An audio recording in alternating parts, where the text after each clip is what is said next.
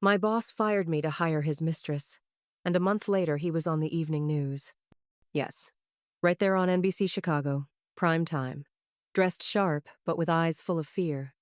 I was staring at the screen, holding a cheap glass of wine, and didn't even smile. I just breathed, because I knew the truth had come out. But let's start from the beginning. My name is Rachel Marino. I'm 34, and until recently I was the creative director at one of the fastest-growing marketing agencies in Chicago, Bright Row Media. If you work in digital, you've definitely heard of them. Sleek branding, a stylish office in River North, free cold brew, and Zoom meetings where everyone tries to sound fancier than Forbes writes. I was there for 7 years. 7 years of strategies, missed deadlines, creative brainstorming sessions at 11 p.m. I started as an assistant, wrote slogans for GoFundMe donations, worked weekends to help projects rise from scratch. No connections, no magic, just hard work. Just coffee, sweat, and grit. I'm not someone's daughter. I was just good at my damn job. But you know what nobody teaches us? To recognize charm when it's hiding behind the word leadership. My new boss, Blake Donovan, came from New York, tall, with a voice like a radio announcer, dressed in Hugo Boss suits, and a smile straight out of a golf magazine cover. He walked into the office like a whirlwind of change. And behind him, this Skylar, our new PR star, young, bold, creative. In reality, silent on Zoom calls, mixing up client logos, and calling PowerPoint that thing with pictures. And it would have been fine, if not for one thing. A month after they showed up, I was fired, without warning. Officially, team restructuring. Unofficially, to make room for his mistress. I remember sitting across from him. Blake didn't meet my eyes. He just read from a sheet like a bad actor in a school play. The company is moving in a new direction. Your role no longer fits the structure. We appreciate your contributions. And Skylar at that moment, standing by the coffee machine, smiling, like everything was exactly as planned. And you know what? It was. But here's what they didn't know. I'm not the typical quietly walked away type. I wasn't going to sit in a corner feeling sorry for myself, drowning my firing in Ben & Jerry's ice cream. Yes, I lost my job. But at that moment I found something more important. I found the truth and my voice. And a month later the whole country found out who Blake Donovan really was. And how office affairs built on lies, manipulation, and sexism end. This isn't a story about how I got fired. It's a story about how trying to silence a woman ended in a loud fall. It's a story about the truth which outlasts all fire. Ready? Because it only gets hotter from here. I wasn't the person who showed up at the office at 3 a.m. I wasn't the star everyone recognized in the hallway. I was the quiet engine that did its job and then went home at 7 p.m., knowing I'd be back tomorrow to start it up again. My name is Rachel Moreno, and almost 7 years ago, I first stepped into the Bright Row Media office on John Hancock Street, right in the heart of Chicago's Magnificent Mile. The building with huge windows, a La Colombe coffee shop on the first floor, and an elevator that whisks you up to the 12th floor in seconds. I remember my first day in vivid detail. The morning was freezing, about 15 degrees Fahrenheit, with icy buses crawling down Michigan Avenue. I arrived wearing a coat from H&M, holding a $3.5 coffee from Dunkin' Donuts. My badge read Junior Account Manager. It sounded impressive, but the $45,000 before taxes salary made me ignore the scent of brand new MacBooks in the room. From the start, I didn't have the cheap ambitions of a young professional, nor the desire to loudly announce myself. I simply did my job. When a client pulled the budget at the last minute, I stayed late rewriting campaign plans. When our project at Taste of Chicago fell through, I found ways to negotiate with contractors and cut costs. My colleagues called me the quiet engine. I never shouted, "I'm awesome," at morning meetings. I just showed up, handed in presentations on time, met deadlines, and saved brand guidelines from the back room of Procreate. And I liked it. I liked predicting which slogan would catch the audience's attention. I liked seeing charts go up when I changed one number in the report. On the 12th floor, I knew all the phone charging outlets, the best coffee machines on every wing, and the secret Oreo stashes. I knew whose monitor was spotless and who always had 10 tabs open. I noticed Vera from PR always left a photo of her daughter on her desk, and Michael, in digital, hid his PlayStation stand from management's eyes.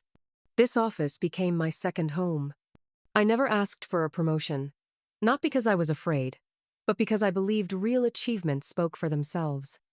When I was promoted to account director after 4 years, I admitted to the CEO, "I didn't know you noticed."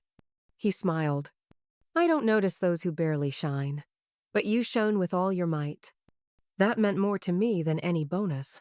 Although, to be fair, I did get a one-time $3,000 check, which I immediately invested in LinkedIn learning courses. In those 7 years, I was with the team through the hottest moments, turning on the heat at 4 a.m. when the client woke up in San Francisco, tears of joy when we won the red dot for campaign design, and quiet talks by the water cooler when colleagues shared worries. I survived leadership changes, a merger with a European branch, and a couple of force majeure events that felt like the end of the world until we removed the ticker from the headlines. I wasn't a star, I was stability.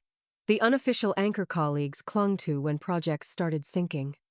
I was the person who showed up on Tuesday morning knowing that today we would make the impossible possible. And that quiet work, those sleepless nights, and ordinary days, they made me who I am. But even the most reliable engine can overheat when someone throws the wrong fuel into the fire.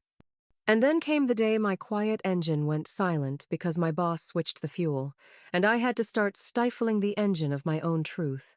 That's when everything started to change. And not in the way office carpet changes once every 10 years, but suddenly, loudly, and with the taste of cheap whiskey. A month after our previous CEO unexpectedly left for personal reasons, we were introduced to the new leader. His name was Blake Donovan, 45 years old, with a wide smile like in a toothpaste commercial, and a smug look like he'd just won a tender, an Oscar, and the mayoral election all at once. On his very first day, he showed up at the office dressed in a Tom Ford suit, gold cufflinks, and a cigar, yes, a real cigar, which he held behind his ear as if we worked not at a PR agency, but in a Martin Scorsese movie. He introduced himself, looking everyone in the eye as if he was about to either kiss or fire us. Then he added with a smirk, "It's time to shake this old ship. I'm not the captain, I'm the storm." Everyone laughed. I didn't. From day one, his style was very distinctive. He changed the presentation design, the logo, even the aroma marketing in the bathrooms instead of fresh lemon. Now it smelled like wood, whiskey, and masculine triumph. He demanded young energy, risk psychology, brand boldness, all spoken in phrases cut straight from a 2013 TED Talk. But along with him came her. Skylar Lane, 26 years old, blonde, long legs, short resume. He introduced her as a new PR specialist with a special vision. And she had a vision, yes. A vision like wearing Gucci to a budget meeting and asking, "Excuse me, is KPI when the brand is happy?" I have nothing against young specialists. I was once the one standing by the water cooler trying to figure out where the client logos were, but Skylar, she didn't ask questions. She didn't offer ideas.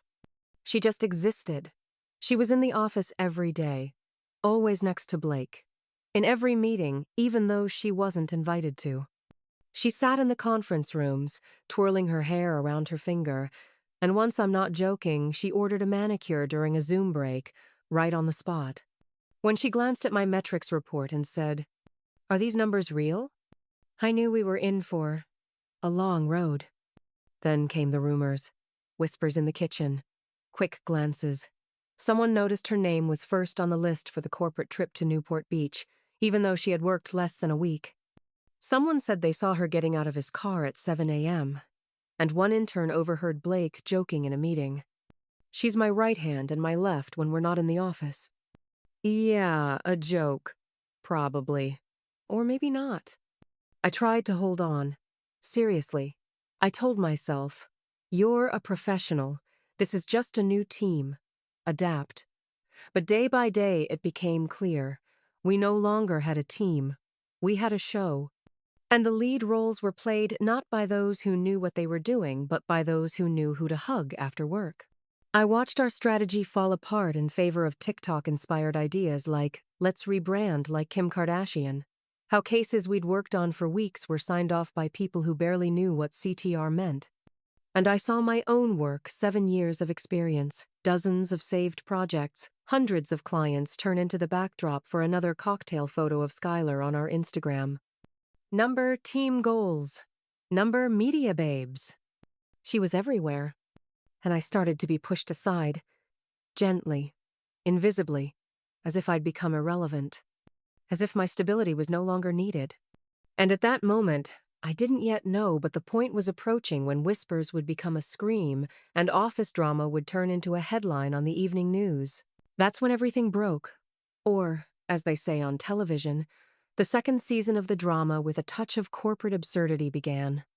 After a couple of months of silent distancing, I started noticing that Blake wasn't just ignoring me anymore, he was watching, observing, like he was looking for a reason. One day after a meeting, he approached me with that leader's smile and said, "Rachel, you're smart, but I get the feeling you're not adapting to the new culture. We're building something fresh here, bold. And your approach, it's stuck in 2010. I almost asked, is that a bad thing? Because back in 2010, we didn't have TikTok drama and office PR specialists without portfolios. But I stayed silent, professionally, as always. Then Skylar posted on LinkedIn, right in the middle of the workday. No names, of course, but with such details that even our office stapler knew who it was about. Sometimes the most toxic people in the office aren't those who shout. It's those who smile when they want to destroy you. Female envy is a terrible force. The post got over 700 likes and tons of comments like, "Stay strong, girl. Been there, queen." And there I was, sitting at my computer, staring at the screen, feeling the heat rising inside me. I hadn't done anything. I kept quiet, worked, endured humiliation. And now I was the toxic woman? 2 days later, an email came from HR. Subject, 1-on-1, check, in. The meeting was scheduled for 9 a.m., room 14B, the same conference room with beige walls that smelled of cold coffee and judgment. I sat there. The HR manager sat there. And of course, Blake, with a look that said, "I don't like this, but it has to be done." It started with the usual. "We just want to understand how you're feeling in the new work environment." Translation. "We already decided you don't belong here, but let's pretend we're talking about feelings." Then, "Some employees have expressed concerns about your interactions with colleagues." Which employees? Skylar and her reflection in the mirror? I tried to hold myself together, answered calmly, asked specifically what I was accused of. They mumbled something about an unconstructive atmosphere and unwillingness to share initiative, so vague that even a labor lawyer would have laughed. But at that moment, I realized they weren't looking for the truth. They were building an exit. For me, the atmosphere turned icy. Colleagues started avoiding eye contact. No one said anything out loud, but it felt like I was contagious, or just written off. And the bitterest part, I suddenly realized that 7 years of loyalty, effort, sleepless nights, and working weekends meant absolutely nothing. They didn't want me in the new brand. I didn't fit in. I didn't shine in photos. I wasn't a decoration. I was a reminder of what being truly professional meant. And now, I became inconvenient. And inconvenient people get shown the door politely, through HR, with a smile. Inside, I knew. My firing was just a matter of time. And it wasn't about qualifications or mistakes.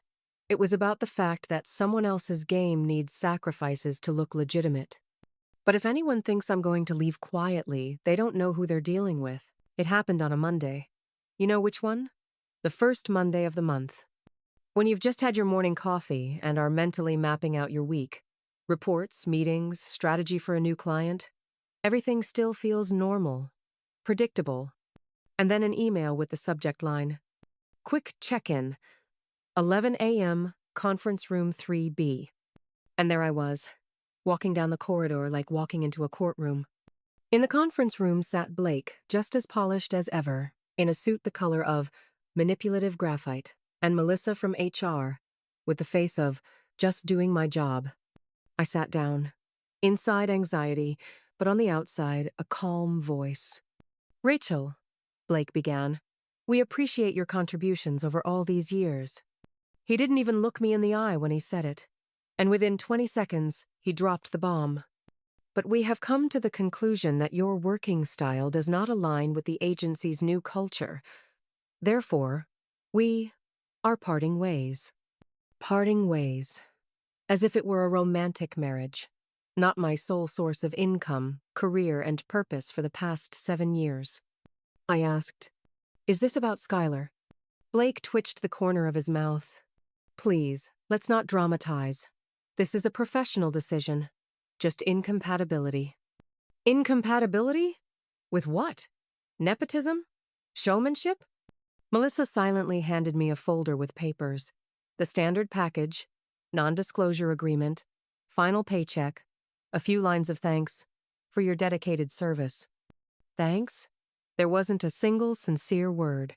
Just legal jargon, sterile and cold. I asked, "Will you at least tell the team the truth?" Blake nodded. "We'll say you left to pursue new horizons." Yeah, sure. A new horizon they just ran over with their wheels. And now, here's the kicker. The same day, literally 2 hours later, while I was still collecting my personal belongings, Skylar was sitting at my desk. Yes, at my desk. Where my mug that read "PR doesn't sleep" stood. Where my papers, stickers, notes were. And Skylar, all in pink with a fresh manicure, typing away like she had always belonged there. I turned to her. "Quick move, don't you think?" She didn't even blush. "Blake said you wouldn't mind." Wouldn't mind?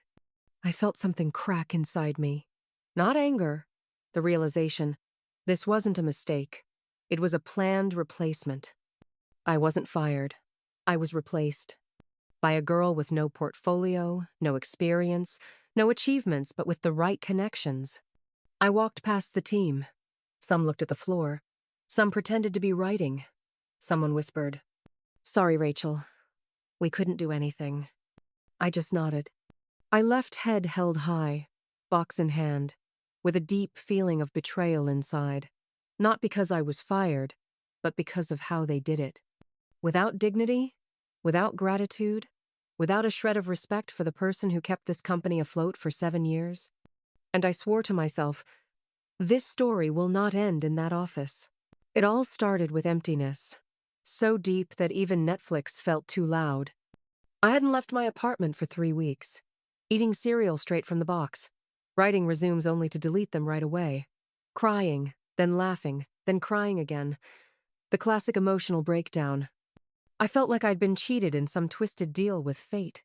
I worked honestly, played by the rules, and ended up tossed aside like a useless scrap of paper. And for what? Because someone found a younger version of me, with spark in her eyes and a Saint Laurent bag? On the 21st pointless night, when I was already starting to talk to the coffee machine, my friend Karen knocked on the door. A journalist. Sharp, smart, with fire in her eyes, and a special passion for exposing the truth. "Rachel," she said without waiting to be invited in, "I didn't come here to pity you. I came to show you a circus." She sat down next to me, pulled out her phone, and opened Instagram. "Look, Blake Donovan, our new boss, now former, on a yacht in Cabo San Lucas. Photo, cigar, glass of champagne, and Skylar on his lap. Caption, work hard, reward harder. Number CEO life, number power couple." I stared at the screen. "Are these really fresh photos?" Karen nodded. "They were posted yesterday. They were both at the corporate week where Skylar introduced herself as Director of Strategy, and in the evenings, they posted stories of them kissing in a luxury hotel suite. I clenched my teeth. Not out of jealousy, out of anger, out of humiliation. It was brazen, public, and, most importantly, against every corporate rule. "Do you know what this means?" Karen said, squinting slyly. "You had a strict code of conduct at your agency. A romance between a boss and a subordinate has to be registered with HR and limited to professional boundaries. Otherwise, conflict of interest. Especially if one fires an employee to promote another." I leaned back on the pillow. My breath quickened. "Do you think this can be proven?" Karen smirked. "Oh, honey, it's already proven. They documented everything themselves. Photos, stories, travel dates, corporate press releases. These are digital footprints. If you connect the dots, it won't just be a story about being fired. It will be a story about abuse of power." Something clicked inside me. For the first time in weeks, not pain, but clarity. What if I tell this story publicly? "You want to sue?" "Number, I want to tell my version. Unfiltered, without a PR gloss." Karen leaned in closer. "Then you don't need a lawyer. You need a television channel, or at least a podcast." I looked at her, and for the first time in a long time, I smiled. They kicked me out of the game. But they forgot that I worked in PR for 7 years. I know how attention works. I know how reputation is built. And most importantly, I know how to tear down carefully constructed facades. So yes, they played dirty. But now it's my move. That's when my quiet hunt began. I wasn't spying. I was simply restoring the truth. And if you've worked 7 years in a PR agency, you know for sure. Everything leaves traces, especially digital ones. I created a separate folder on Google Drive, named it ironically Transparency Initiative, after the internal ethics program in our agency, which, by the way, Skylar was overseeing in her first weeks. Yes, the same Skylar who, at the same time, posted pictures of her feet by the pool next to my boss's feet. First thing, I dug into my old Slack. And guess what? Slack doesn't delete messages, even if the account is deactivated. If you want, you can export the conversation, especially if you've kept backup logs. And I kept them. Habit is power. I scrolled through everything from the start. "Here, please." Blake texts Skylar at night. "Never seen eyes like that in PR." 2 days later, "We need more time alone, without extra ears." A week after, a photo of cocktails with the caption, "Strategy Session Ubel." Next email, I opened my old Gmail, where copies of business trip schedules remained. Skylar flew with him twice on partner meetings to Los Angeles. You know who always flew with Blake before her? Me. Always with reports, minutes, photo reports, KPIs. Skylar, not a single line. No spreadsheets. No tasks in Asana. Just PR presence. The next step, HR. I remembered Danielle, the former HR specialist who left a couple of months before I was fired. I messaged her on LinkedIn. Polite at first, then straight. "Danielle, I'm not asking you to risk yourself, but if you noticed anything strange, especially before you left, it might help me prove I was fired for personal reasons, not professional." Danielle replied within an hour. She agreed to talk. On Zoom. What she told me sounded like a bad television drama. "Rachel, I saw Blake literally pushing Skylar up the career ladder. Without grounds, without merit. He made us rewrite her job description. Gave her access to confidential information. And when I objected, he said it was part of the brand's future strategy. I left because I didn't want to be an accomplice. And you know, I regret not leaving sooner." She also mentioned an anonymous complaint filed with HR about unethical behavior. Probably from someone who noticed inappropriate touches at the office, too personal conversations, and sudden joint lunches paid by the company. But that complaint disappeared. Just got lost. Like magic. I thanked her and added the recording of our conversation to the folder. Yes, in Illinois, it's legal as long as at least one party knows. And I knew. Then I went to old Google Photos. And do you know what I found? A picture from last year's agency party where Skylar is sitting on Blake's lap. In the background, a banner with the agency's logo and slogan. Trust, transparency, teamwork. And then I realized, I don't just have a story. I have a file that will speak for me. Screenshots, messages, photos, testimonies. Their romance wasn't just a romance. It was a springboard and an axe. First to lift her up, then to cut me aside. But now everything changed. Because I was going to open this folder to the whole world. I remember sitting with Mia, my journalist friend, in the kitchen of her apartment in Lincoln Park. I was holding a flash drive in my hand. She had a cup of strong coffee with oat milk. We were both silent. For a minute. Then Mia said, "If you're ready, Rachel, this could be a big story, but there's no turning back." I nodded, because at that point, I didn't have a way back anyway. We sent the materials to NBC Chicago through her contacts. Slack screenshots, corporate emails, party photos, business trip documents, even an audio recording of a conversation with the former HR. We put it all together as a case. Not just my story, but an example of toxic corporate culture and abuse of power. 2 days later, a producer called me. "Rachel, this is Jonathan from NBC. We want to interview you, live in the studio." I didn't sleep the night before. Not because I was scared, but because I finally felt my voice would be heard. The next day I arrived at the studio. No stylist. I chose my own dark blue blazer, hair in a bun, minimal makeup. I looked like me. Only more put together. Ready. The host, Erica Green, started simply. "Rachel, you worked at the agency for 7 years. Why did you decide to speak out only now?" I answered directly. Because silence only protects those who break the rules. And I was tired of being silent. Then came questions about Blake Donovan, Skylar, the firing. I didn't spill dirt.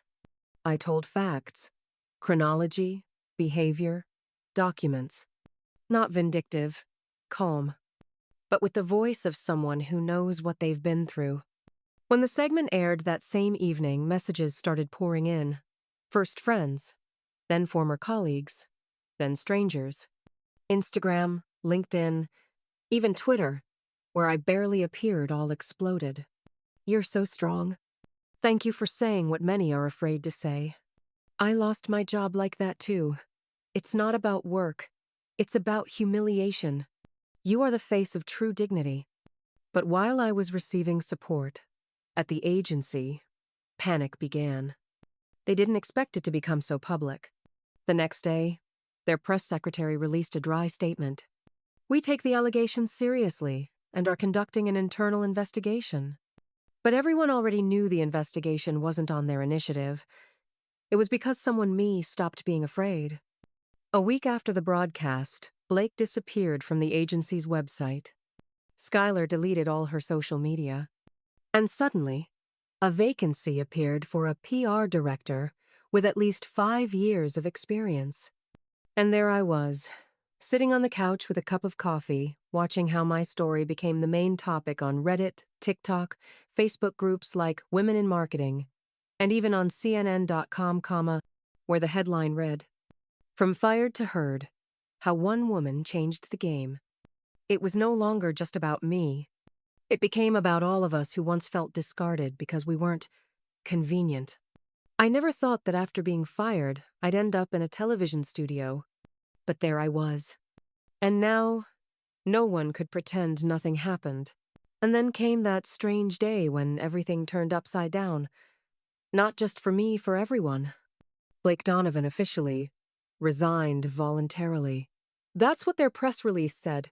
Without emotion. Without thanks. Just, "We appreciate Mr. Donovan's contributions and wish him success in the future." But let's be honest, no one really resigns voluntarily when there's an investigation behind their back, public disgrace, and an HR department suddenly remembering it has rules. Skylar Lane, vanished, simply disappeared.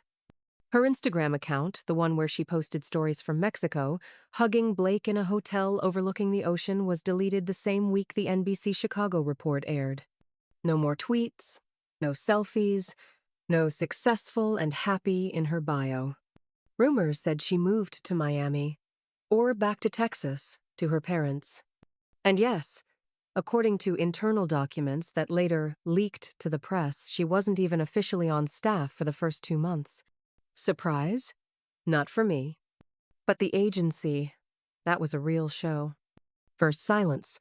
Then, standard phrases. Then, an open letter from the board of directors, published on their LinkedIn and in the business press. We acknowledge mistakes in our management. We failed to see what we were obligated to see. We thank Rachel Jennings for her courage, and are pleased to announce that she has accepted our offer to become an external consultant on corporate ethics and internal culture. I read that letter 3 times. You know, I didn't jump for joy. It wasn't about triumph. It was about balance. About how sometimes justice actually happens. I didn't return to the agency as a conquered heroine. I walked in through the front door as a woman whose name now stood for principle. Now, when someone from the staff says, "It's unfair, but who cares?" someone else answers, "Well, Rachel certainly wouldn't have let that slide." I led workshops, talked to teams, listened to stories from junior employees who were afraid to speak up. I said, "You don't have to endure, even if you're not the boss." Blake lost his position, his status, and even his style. Skylar lost her social media and her future in PR. And me. I finally found myself the real me, with a voice no longer buried in fear. And no, this isn't revenge. It's truth. And sometimes truth sounds quieter than scandal, but it lasts longer in memory. So here I am, after all this time, not just a former employee, but a voice heard by thousands. They fired me, thinking I would disappear, lose myself. But in reality, they gave me what I had been searching for all along, the chance to be heard. Now I write a column for a major business magazine, where I speak about workplace justice and employee rights. My articles are read not only by everyday workers, but also by top executives. I regularly appear on podcasts, sharing my experience and advising women who are afraid to speak up about injustice because they fear losing their jobs, their reputations, or themselves. I tell them, you are not alone. Your voice matters. You know, when they fired me, they wanted to silence me, but I became the loudest echo of their own lies. My voice is not just a story of betrayal and hurt. It's a story of strength, truth, and victory. And if you're going through something similar right now, remember, sometimes the hardest blow opens the door to a new life. They fired me so I could find my voice, and I'm not going to lose it.